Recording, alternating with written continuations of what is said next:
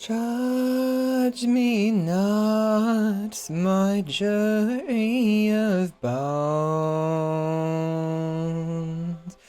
glaring from eyes gray as stone. Justice in black sleeps from her rotting throne. Judge me not for what I've become. There's nothing more left to be done. All that remains is long dead and gone.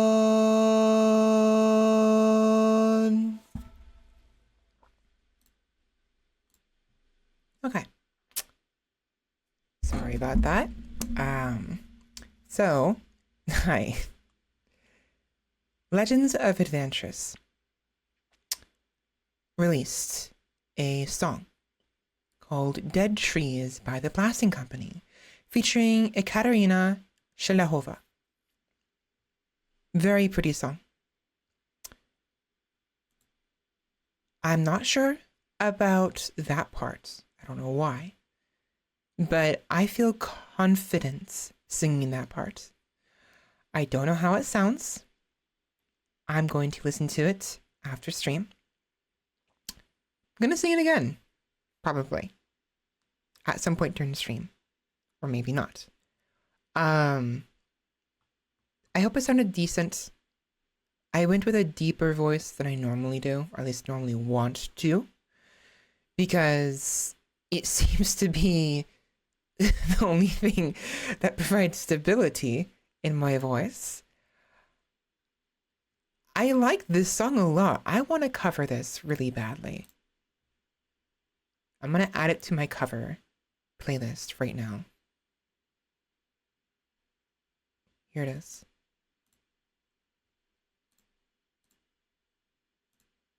That was good. I felt good doing that. I know I struggled a couple times, but that felt good.